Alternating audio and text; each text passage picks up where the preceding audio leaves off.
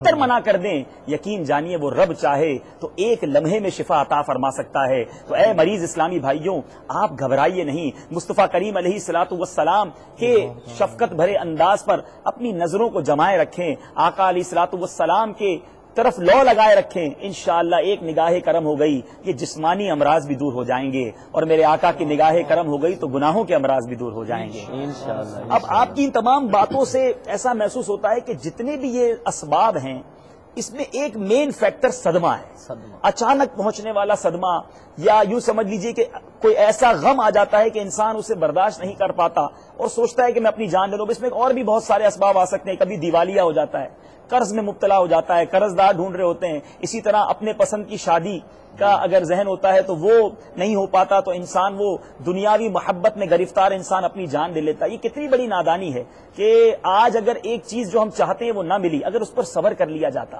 تو اس کا ثواب بھی ملتا، اور اگر اپنی جان اس طرح خطرے میں ڈال لیں گے تو نہ جانے مرنے کے بعد کیسے کیسے عذابوں میں گرفتار ہونا پڑے گا۔ میرے پیارے اور محترم اسلامی بھائیوں، آئیے میں آپ کو صبر کے کچھ فضائل بتاتا ہوں کہ یہ جتنی باتیں ہم نے سنی ان میں سب سے اہم فیکٹر جو ہے، سب سے اہم سبب جو ہے وہ مصیبت ہے، صدمہ ہے۔ تو صدمہ آتا ہے تو گھبرائیے نہیں، صدمہ آتا ہے تو پریشان نہ ہو، یہ مردانگی نہیں ہے، یہ کوئی یوں سمجھ لیجیے حوصلے والی بات نہیں کہ اگر آپ کو کوئی تکلیف پہنچی تو آپ نے اپنی جان لے لی۔ آپ اگر منظر سے ہٹ گئے تو یہ تو آپ نے اپنے اوپر بھی ظلم کیا اور اپنے گھر والوں کو بھی تکلیف میں مبتلا کر دیا۔ آج اگر کوئی شخص اپنے گھر میں پریشانی میں مبتلا ہوتا ہے، بچوں کو بھوکا دیکھا یا گھر میں پریشانی دیکھی تو اس نے خودکشی کر لی، وہ یہ سمجھا کہ میں نے اپنے آپ کو نجات دلا دی، خود بھی پھنسا، اپنے گھر والوں کو بھی مشکل میں ڈال دیا۔ اب زمانے میں ان کی بدنامی، اور اب جس مصیبت میں آپ ان کو چھوڑ کے چلے گئے، آپ کے جانے سے وہ مصیبت ٹلی تو نہیں۔ مثال کے طور پہ قرض ہے کسی پر، اگر وہ سمجھ رہا ہے کہ میں قرض خواہ کو جواب نہیں دے پا رہا، اگر اس نے خودکشی کر لی تو اب قرض خواہ نے اس کے گھر والوں کو تو نہیں چھوڑنا، اور مرنے کے بعد اس قرض خواہ کا اس کو جواب بھی دینا ہے، اس کو قرض ادا بھی کرنا ہے۔ حالانکہ اگر یہاں یہ نیت ہو کہ میں انشاءاللہ اس کا قرض ادا کروں گا، روایتوں میں آتا ہے جو شخص یہ نیت رکھتا ہے، پکی نیت رکھتا ہے کہ جو مجھ سے قرض مانگ رہا ہے اس کا قرض ادا کروں گا، تو مولا کریم فرشتوں کے ذریعے اس کی مدد فرماتا ہے، سبحان اللہ، اور اس کے قرض کو ادا کرنے کی سبیل کر دیتا ہے۔ تو اپنی نیتیں اچھی رکھیے، اپنے مولا سے مدد مانگیے۔ اے مدنی چینل کے ناظرین، آج پریشانی میں یہ حل درست نہیں، بلکہ حل یہ ہے کہ اپنے ہاتھ اٹھا دیجیے۔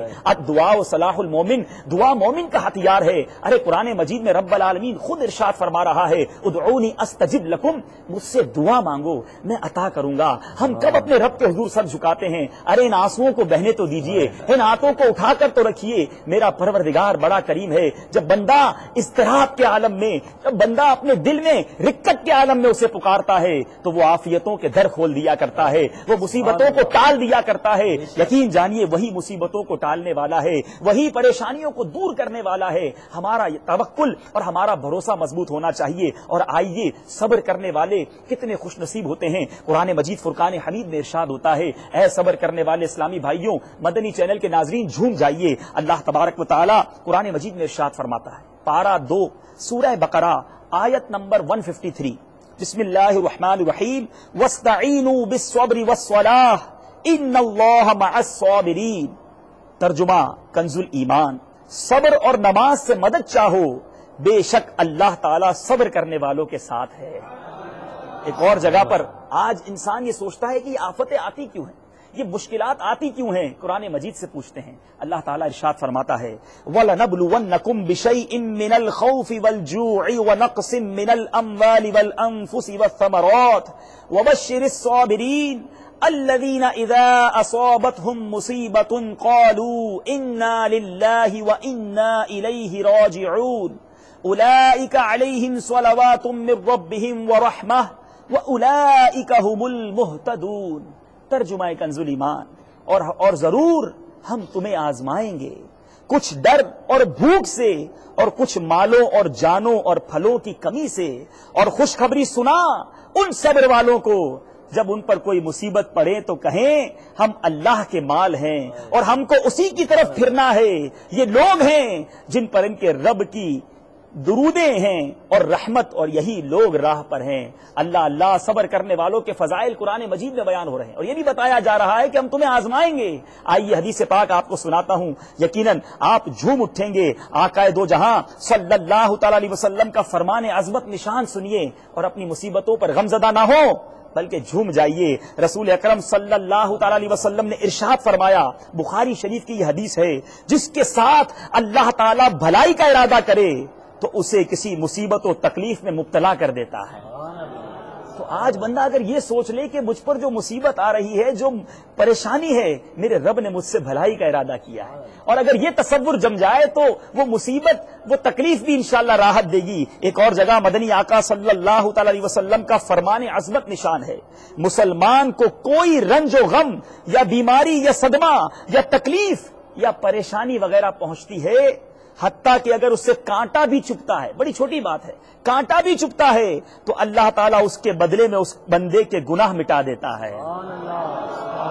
تو اب اے میرے بھائی، معمولی سی مشکل میں تو گھبراتا ہے، میرے بھائی معمولی سی مشکل میں تو گھبراتا ہے، دیکھ حسین نے دین کی خاطر سارا گھر قربان کیا۔ سبحان اللہ۔ تو ہمیں تو اپنے اسلاف کی قربانیوں کو یاد رکھنا ہے اور ان احادیث کرام کو مد نظر رکھنا ہے۔ مدنی آقا صلی اللہ تعالی علیہ وسلم کا ایک اور بڑا پیارا فرمان سنیے۔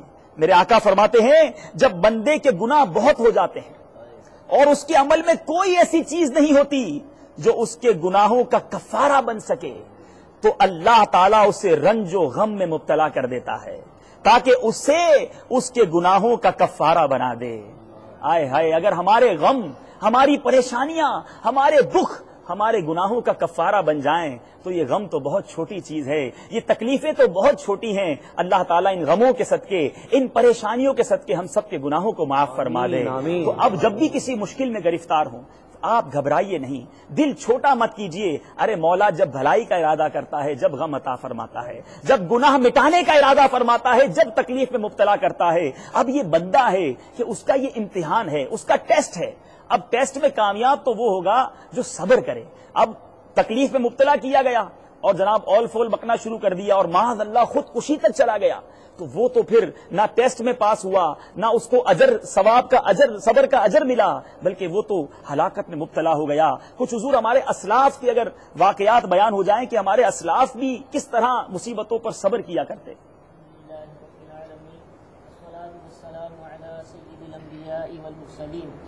بے شک ابھی آپ نے صبر، مصیبتوں پر صبر کرنے کے فضائل بیان کیے، قرآن و حدیث سے اس کے فضائل بیان کیے۔ الحمدللہ عزوجل ہمارے اسلاف ان فضائل کو پیش نظر رکھتے تھے اور ان پر جو مصیبتیں آتی تھیں ان پر وہ صبر کیا کرتے تھے۔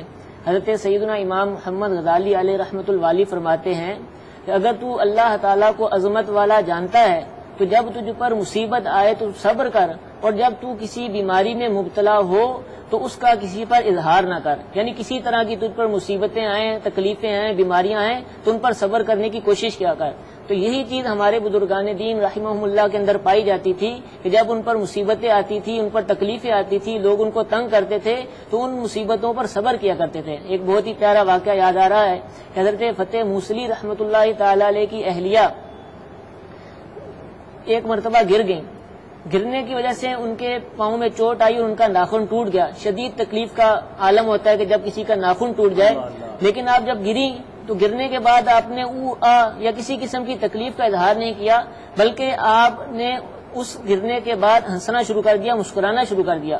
کسی نے پوچھا کہ آپ کو چوٹ کی وجہ سے تکلیف نہیں ہو رہی، آپ کو درد نہیں ہو رہا؟ تو آپ نے بہت ہی پیارا جواب ارشاد فرمایا کہ تکلیف پر صبر کرنے کی وجہ سے ملنے والے اجر کی خوشی میں مجھے اس چوٹ کا درد ہی بھول گیا، یعنی جو صبر ملا اس کی اتنی خوشی تھی کہ جو تکلیف پر درد ہونا تھا وہ مجھے بھول گیا۔